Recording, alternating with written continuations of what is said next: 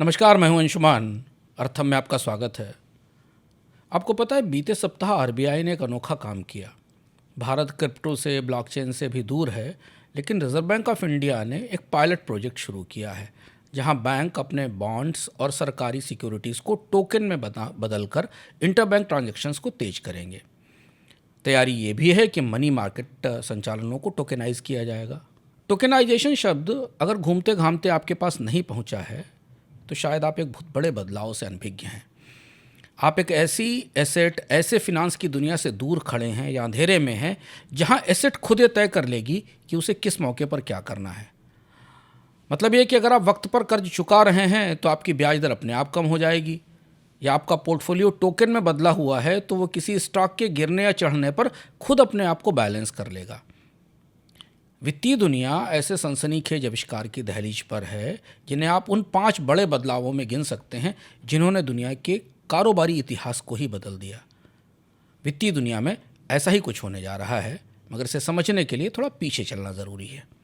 Business और कारोबार को बदलने वाले आविष्कारों की फहरिस्त में 5 बड़े पड़ाव आते हैं या 5 बड़े नाम आते हैं, जिनसे मिलते हुए हम टोकनाइजेशन पर आएंगे। शायद आपको भरोसा नहीं होगा कि दुनिया बदलने वाले 2 सबसे बड़े आविष्कारों ने ही बिजनेस को बदलने की शुरुआत भी की थी। ये ऐसे आविष्कार थे जो अगर नहीं होते तो आज हम आपसे बात नहीं कर रहे होते। 1440 में जोहानस गुटेनबर्ग ने मूवेबल टाइप प्रिंटिंग मशीन बनाई। पहले किताबें जो हाथ से लिखी जाती थी, एक किताब एक छोटे खेत जितनी महंगी होती थी। 30 फ्लोरिन्स के आसपास लागत थी। एक मजदूर की साल भर की कमाई होती थी इतनी। भिक्षु किताबें लिखते थे, महीनों लगाते थे। गुटेनबर्ग की मशीन ने बड़े पैमाने पर कॉपी बनाई। मेटल, अक्षर, तेल की स्याही और प्रेस से किताबें 80% सस्ती हो गईं। बदलाव यह हुआ कि ज्ञान अमीर और धार्मिक लोगों से निकलकर व्यापारियों और मजदूरों तक पहुंच गया और कारोबार का रास्ता खुला। सन 1500 तक 1000 मशीनें थीं, 2 करोड़ कॉपीज़ छापी गईं, कई जगह बैन लगा, मगर किताबें नहीं रुकीं और इसके साथ छपे हुए ज्ञान का विस्तार शुरू हुआ। एक और खोज का किस्सा सुनिए। 24 मई 1844 को सैमुअल मोर्स ने एक मैसेज भेजा, व्हाट हैथ गॉड व्रॉट। वाशिंगटन से बाल्टीमोर करीब 44 मील दूर था। पहले मैसेजेस घोड़े पर जाते थे। न्यूयॉर्क से कपास की कीमत जानने में हफ्तों लगते थे। टेलीग्राफ ने तुरंत कनेक्शन दिया। सूचना मिली तो स्टॉक्स और कारोबार बढ़ चला, क्योंकि पूरे देश में एक जैसी कीमतें हो गई थीं और बिजनेस का नियंत्रण दूर बैठ करके भी किया जा सकता था। ये वाला आविष्कार शायद आपने कम सुना होगा, जो तीसरा वाला है। ब्रिटेन ने 1855 में एक नया बिजनेस कानून लागू किया। इससे पहले तक जो बिजनेस पार्टनरशिप काम करती थी, उनके लिए भारी रिस्क था। फेल हुए तो घर, जमीन, जायदाद सब जाती थी। लोग निवेश करने से डरते थे। फिर आया लिमिटेड लायबिलिटी कानून। निवेश में सिर्फ पैसा डूबेगा और कुछ नहीं। 1862 में कानून और बेहतर हुआ। 1897 में सोलोमन केस ने कंपनी को अलग कानूनी पहचान दी, उसे एक व्यक्ति बनाया। फैक्ट्रीज बनना शुरू हुई, आधुनिक मॉडर्न कंपनीज की शुरुआत हुई। तो ये 3 ऐसे बुनियादी बदलाव थे जिन्होंने कारोबार की दुनिया बदल दी। मगर अगले 2 पड़ाव ऐसे हैं जो हमें टोकनाइजेशन के और करीब जाता महसूस कराएंगे। इन 2 बदलावों के बाद कारोबार की दुनिया वास्तविक तौर पर पूरी तरह बदल गई। मार्च 1602 में एम्स्टर्डम में कमाल हुआ। वीओसी दुनिया की पहली पब्लिक कंपनी बनी जिसने असली स्टॉक सर्टिफिकेट जारी किए। इस कंपनी का रिश्ता भारत से था। यूँ भी कह सकते हैं कि भारत के कारण पहली ज्वाइंट स्टॉक कंपनी बनी। पहले की समुद्री यात्राएं अमीर व्यापारी फंड करते थे। पूरा पैसा डूबने का डर था। अगर जहाज डूबे तो सब बर्बाद। वीओसी ने भारत से मसाले लाने के लिए एक नए तरीके का ढांचा बनाया।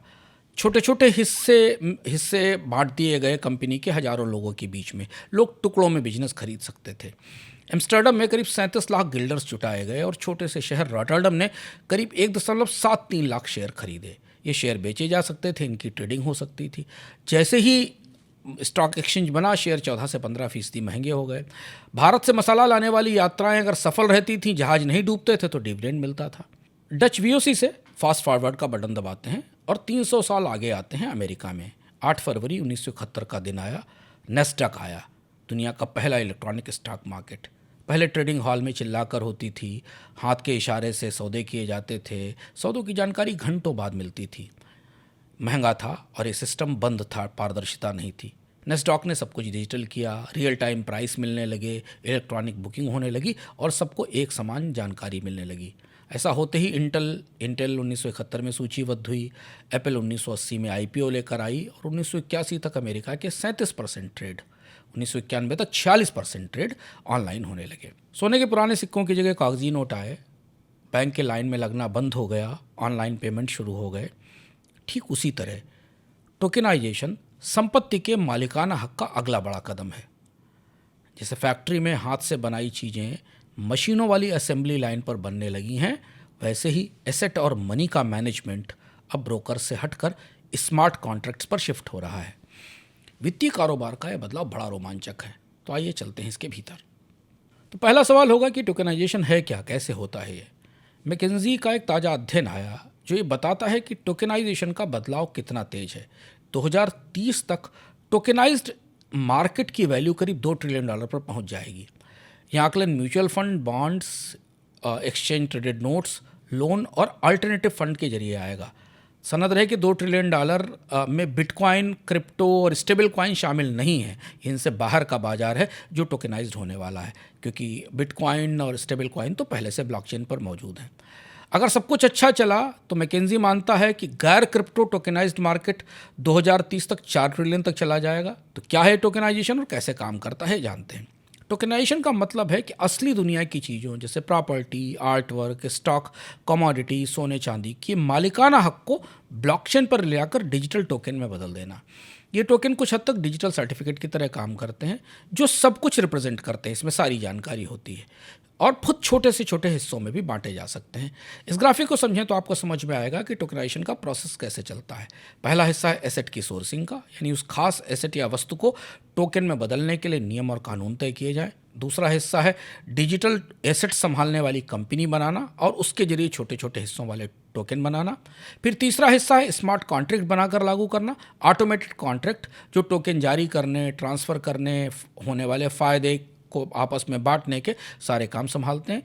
और फिर अगला हिस्सा है टोकन्स का डिस्ट्रीब्यूशन, ब्लॉकचेन के जरिए प्राइवेट सेल या पब्लिक ऑफर के जरिए इन टोकन्स को बेचना। और इसके बाद आता है एसेट मैनेजमेंट, टोकन रखने वालों की वोटिंग, ऑटो सिस्टम से इनका लगातार मैनेजमेंट। कुछ इस तरह से टोकनाइजेशन काम करता है।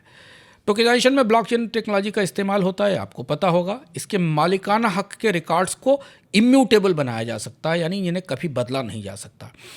स्मार्ट कॉन्ट्रैक्ट दरअसल वो सेल्फ रनिंग प्रोग्राम्स हैं जिनके नियम सीधे कोड में ही लिखे होते हैं और इसलिए मुश्किल कामों को ऑटोमेट करते हैं, जैसे डिविडेंड का पेमेंट करना, नियमों की जांच करना, ओनरशिप का ट्रांसफ़र करना।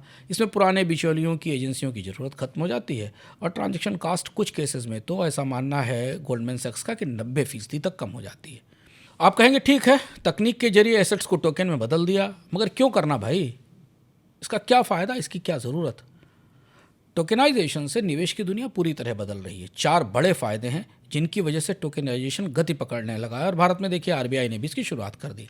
पहली चीज़ है कि निवेश को सबके लिए आसान बनाना।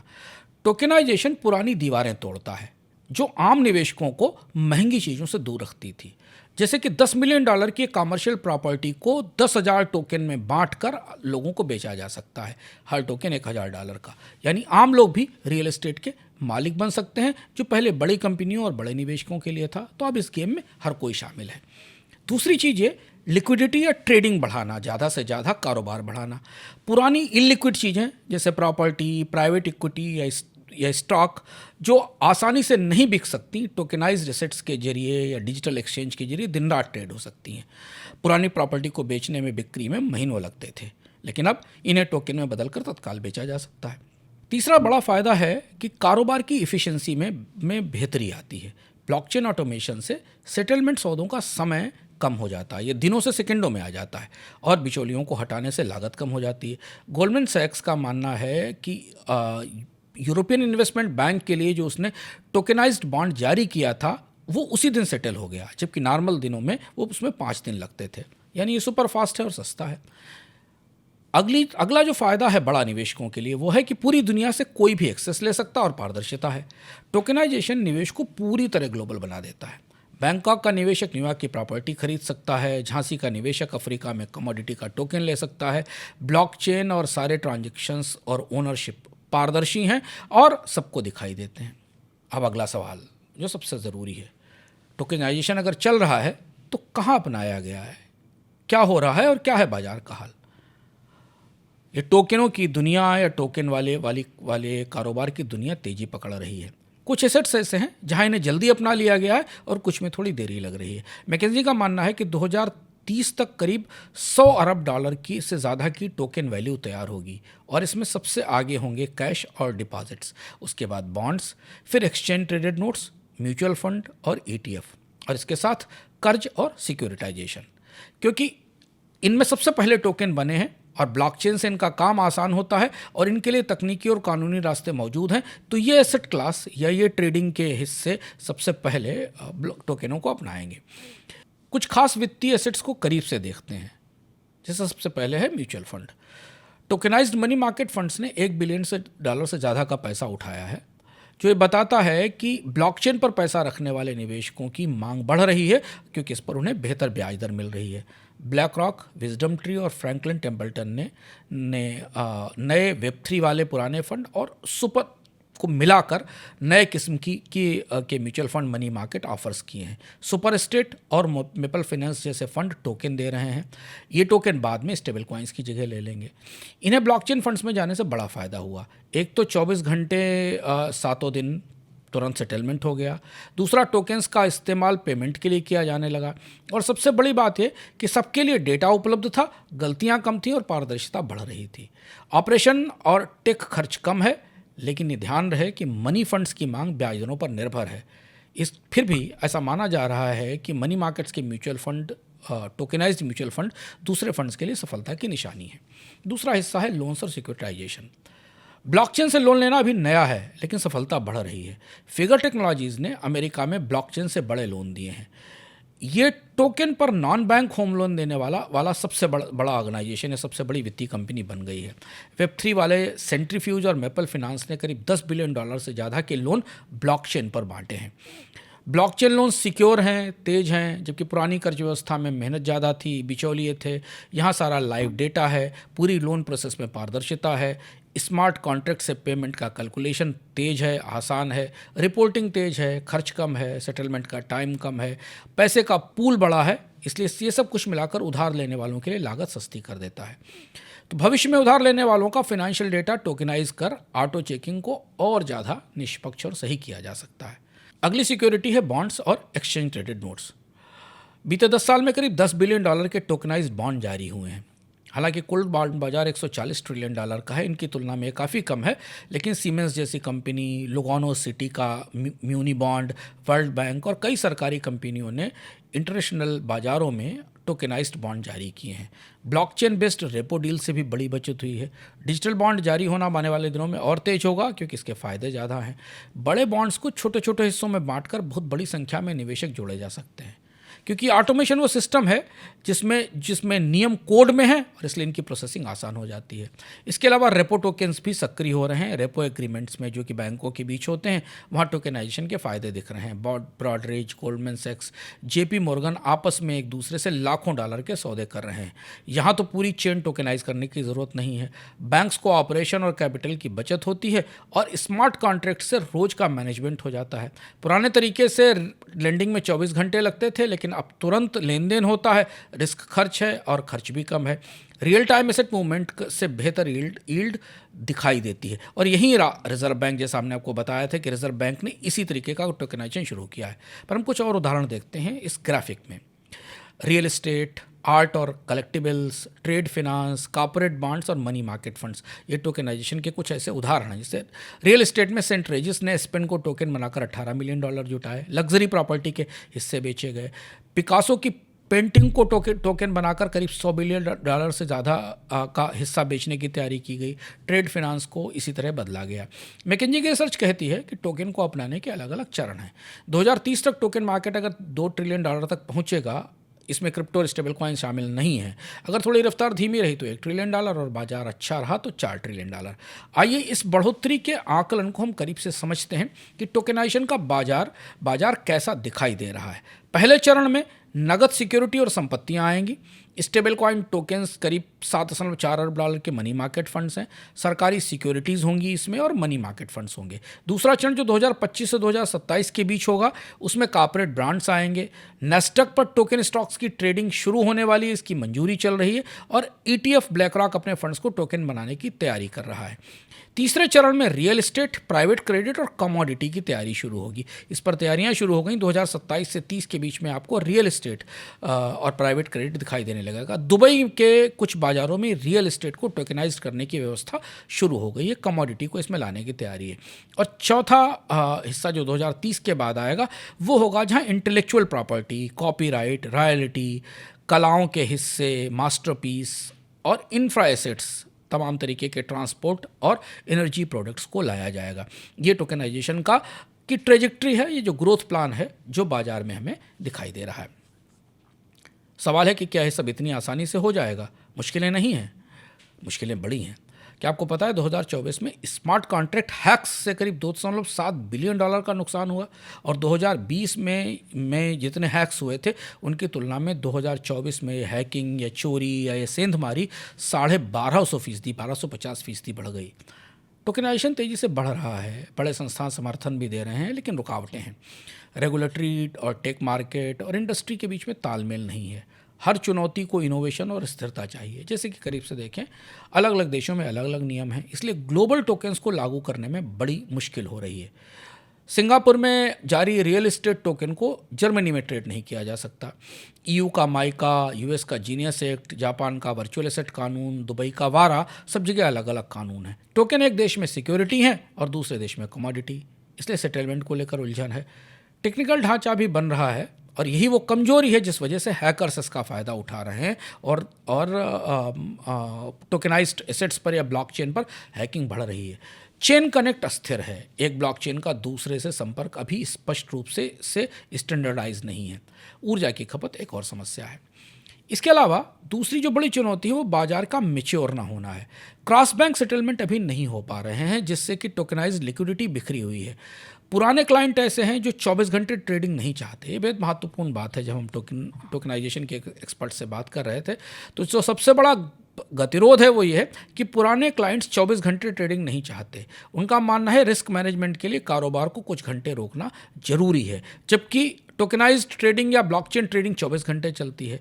जिन एसेट्स पर टोकन बनाए जाने हैं, जिन पुराने एसेट्स पर जैसे गोल्ड पर, कमोडिटी पर, उनके रेगुलेशन भी पुराने हैं। इंडस्ट्री में भी तालमेल की मुश्किल है। बीच जो ब्रोकर और कस्टोडियंस की कमाई खतरे में है, इसलिए विरोध हो रहा है। स्मार्ट कॉन्ट्रैक्ट को लाने में दिक्कत हो रही है। महंगाई है, इन्वेस्टमेंट की महंगाई है, टैलेंट की कमी है, ट्रेडिंग की कमीशन और कस्टडी फीस कम होंगी, जिसका नुकसान कुछ कारोबारों पर पड़ेगा। चुनौतियां हैं, मगर बीते 6 माह में पूरी दुनिया ने तेज़ी से बदलाव किया है। कई ब्लॉकचेन प्लेटफॉर्म ग्लोबल स्तर पर सक्रिय हो रहे हैं, अलग अलग देशों में लाइसेंस लिए जा रहे हैं। फ़ायदे और स्पष्ट होते जाएंगे तो बाधाएं हटेंगी और टोकनाइज बाजार बढ़ता जाएगा। आपका सवाल होगा कि कैसे माना जाए कि टोकनाइजेशन 17वीं सदी की Dutch joint stock trading company और 20वीं सदी के इलेक्ट्रॉनिक शेयर ट्रेडिंग जैसा ही क्रांतिकारी बदलाव है। दरअसल उससे बड़ा बदलाव है। टोकनाइजेशन कोई साधारण तकनीक नहीं है जिसमें बदलाव हो रहा है। ये पैसे, बाजार और निवेश की पूरी सोच को बदलने वाली क्रांति है। यहाँ से पैसा और संपत्ति और आपका निवेश स्मार्ट बनेंगे, प्रोग्रामेबल होंगे, यानी अपने आप काम करने वाले। दरअसल वित्तीय दुनिया इसी की प्रतीक्षा कर रही थी। जरा गौर से देखिए कि टोकनाइजेशन क्या बदलने वाला है और क्या करने वाला है। ये 4 बदलाव एक टेबल में हम आपको दिखाते हैं। पहले आप देखिए, लोकतांत्रिक निवेश, लागत में कमी, इनोवेशन और समावेशन। फिर हम इसे विस्तार से समझते हैं कि क्या है। अब अलग अलग बदलावों से मिलते हैं और समझते हैं। सबसे पहला है ओनरशिप का नया रूप, एक प्रोग्राम्ड एसेट जो खुद फैसला लेगी। पुरानी दुनिया में संपत्ति या तो आपकी होती थी या नहीं होती थी। टोकनाइजेशन के जरिए संपत्ति प्रोग्रामेबल बन जाएगी, यानी उस पर स्वामित्व के नियम पहले से तय किए जा सकते हैं। उदाहरण, जैसे अगर किसी शेयर को 6 महीने तक नहीं बेचा जाए तो बोनस शेयर अपने आप मिल जाएंगे। अगर निवेशक नियम पूरे नहीं करे तो उसका टोकन अपने आप लॉक हो जाएगा। दूसरा बड़ा बदलाव जो टोकन्स लेकर आ रहे हैं वो है बड़ी चीज़ों में छोटे निवेश, यानी फ्रैक्शनल ओनरशिप। अब हर चीज़ के छोटे हिस्से में निवेश संभव है। इसे फ्रैक्शनल या आंशिक ओनरशिप कहा जाता है। जिसे रियल एस्टेट में 10 करोड़ की मुंबई के कमर्शियल प्रॉपर्टी के टोकन बनाकर बांट दिए जाएं और जिसमें मीडियम क्लास के लोग, जिसमें मध्यम वर्ग के लोग, आम लोग भी इस रियल एस्टेट में, प्रीमियम रियल एस्टेट में हिस्सेदार बन जाएं। फ्रैक्टल रियल एस्टेट जैसे प्लेटफॉर्म गोवा में लग्जरी घरों को छोटे छोटे हिस्सों में बेच रहे हैं किराए के लिए। कला और कलेक्टिबल्स में पिकासो की एक पेंटिंग जिसकी कीमत करीब $100 मिलियन है, उसे 1 मिलियन टोकन्स में बांटा जा सकता है। अब आम निवेशक भी 7 से 8% वार्षिक रिटर्न देने वाली कलाकृतियों में निवेश कर सकते हैं। कॉर्पोरेट बॉन्ड, यहाँ भी फ्रैक्शनल ओनरशिप काम करती है, जहाँ पहले 80,000 1 लाख रुपए के निवेश से ही बॉन्ड खरीदे जा सकते थे। अब आप छोटे टोकन के जरिए 1,000 रुपये से भी कोई बॉन्ड खरीद सकते हैं। तीसरा और महत्वपूर्ण बदलाव, ऑटोमेटेड नियम और गवर्नेंस। अब हर निवेश के नियम जैसे KYC, lock in, voting rights, ये सब टोकन में अपने आप शामिल हो जाएंगे। आपको इन्हें बार बार तय करने या भरने की ज़रूरत नहीं होगी, जैसे कि आपको बार बार KYC अपडेट करने की ज़रूरत होती है। ऑटोमेटेड KYC टोकन अपने आप चेक कर लेगा कि निवेशक इस निवेश के योग्य है या नहीं। डायनेमिक वोटिंग की सुविधा है, जो निवेशक ज़्यादा समय तक टोकन रखते हैं उनके वोट का इसमें वजन बढ़ जाता है। कंडीशनल ट्रांसफ़र जैसे ESOP टोकन 3 साल तक ट्रांसफ़र नहीं होगा, लेकिन ये नियम अपने आप लागू हो जाएगा। इसके लिए किसी काम को करने की ज़रूरत नहीं होगी। टोकनाइजेशन इसलिए पॉपुलर हो रहा है, इसलिए लोकप्रिय हो रहा है कि इसमें एक और बड़ा फ़ायदा है, जो चौथा फ़ायदा है कि इसमें उपयोग का ऑटोमेटिक अधिकार मिलता है। अब संपत्ति में सिर्फ निवेश नहीं, उपयोग का अधिकार भी स्मार्ट कॉन्ट्रैक्ट से तय होगा। जैसे कि मालदीव्स की एक टोकनाइज्ड विला में हर निवेशक के हिस्से अपने हिसाब से तय हो जाते हैं। सिस्टम अपने आप बुकिंग करता है, भुगतान संभालता है और इस विला के टोकन धारकों को उनके हिस्से के आधार पर जो किराए से इनकम है वो बांटता है, टैक्स और चार्ज घटाकर। पांचवा जो बड़ा बदलाव जो पूरे वित्तीय सिस्टम को काफ़ी हद तक प्रभावित करने वाला है वो है सीधा निवेश, ब्रोकर खत्म। टोकनाइजेशन ने ब्रोकर, एजेंट, क्लियरिंग हाउसेज, इनकी मध्यस्थों की ज़रूरत काफ़ी सीमित कर दी है। अब सब कुछ ऑटोमेटिक है। ट्रेड, खरीद फरोख्त सब अपने आप मैच होती है, प्राइसिंग रियल टाइम में तय होती है, सेटलमेंट तुरंत हो जाता है, T+0। गोल्डमैन सैक्स का कहना है कि केवल इस एक पहलू की वजह से ट्रांजैक्शन कॉस्ट में करीब 25% की कमी आ सकती है। इसी के साथ दूसरा महत्वपूर्ण हिस्सा और एक और फ़ायदा है रिकॉर्ड्स के ऑटोमेशन का। बैंक की तुलना में अब आप मौजूदा टोकनाइजेशन की व्यवस्था में रिकॉर्ड और ऑटोमेशन आसान हो रहे हैं। डिविडेंड, शेयर स्प्लिट अपडेट सब अपने आप होंगे। जैसे एप्पल जैसी कंपनी अपने करोड़ों निवेशकों को डिविडेंड अपने आप दे सकती है, टोकन में इनबिल्ट होगा। शेयर स्प्लिट या बोनस शेयर बगैर किसी मैनुअल प्रोसेस के जारी होंगे। ग्लोबल फाइनेंशियल मार्केट एसोसिएशन का आकलन है कि ऐसे सिस्टम से करीब $20 बिलियन की बचत होगी। सातवां और बड़ा फायदा, नई आमदनी के रास्ते हैं। टोकनाइजेशन उन संपत्तियों को भी निवेश के योग्य बना रहा है जो बिक नहीं सकती थी, जैसे रियल एस्टेट।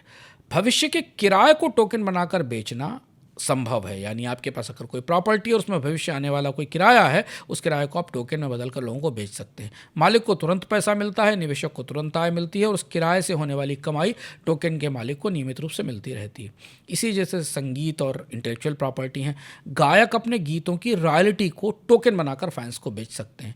कार्बन क्रेडिट्स आने वाले दिनों में टोकन के तौर पर जरूर ट्रेड होंगे, इस बात की संभावना बनती दिख रही है।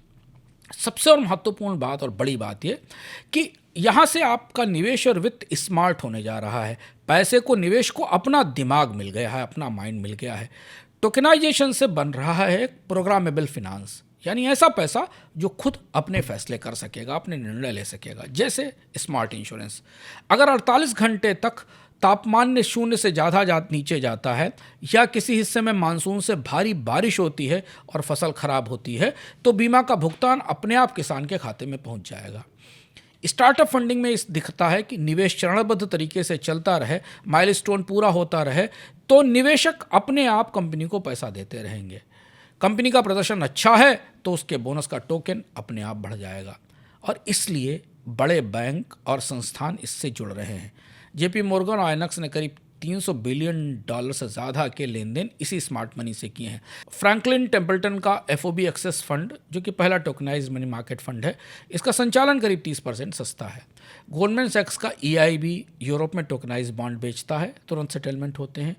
प्रोग्रामेबल कैश से फंड्स को स्वतः मूवमेंट मिलते हैं। स्टेट स्ट्रीट का फंड ऐसे काम करता है, 40% फालतू कैश की बचत होती है। पैसा अब स्मार्ट हो गया है। हम ऐसे दौर में हैं जहां पैसा सिर्फ चलेगा ही नहीं, सोचेगा भी। भविष्य का फाइनेंस अब सिर्फ डिजिटल नहीं बल्कि इंटेलिजेंट होगा, यानी बुद्धिमान होगा। तो सवाल होगा कि दुनिया में कौन कौन तैयार है इस टोकनाइजेशन क्रांति के लिए, कौन सा देश कहाँ खड़ा हुआ है। ये दिलचस्प सवाल है। टोकनाइजेशन की दिशा में दुनिया तेज़ी से आगे बढ़ रही है, लेकिन किस देश की तैयारी कितनी है इसे समझना जरूरी है। और हमने इसे 3 पैमानों पर नापने की कोशिश की। पहला, नेटवर्क की रेडीनेस, दूसरा डिजिटल कॉम्पिटिटिवनेस की स्थिति, और तीसरा रेगुलेटरी फ्रेमवर्क कितना तैयार है। पहले इंडेक्स टेबल देखिए, फिर खोलते हैं इन देशों की कुंडली कि कौन कितना आगे है। हमने इसे 3 वर्गों में बांटा है। पहला टायर है, पहला चरण है जो तैयार और विकसित देश हैं। इनका औसत स्कोर 90 है, जहां पर तकनीकी और नियामक नेतृत्व तैयार है।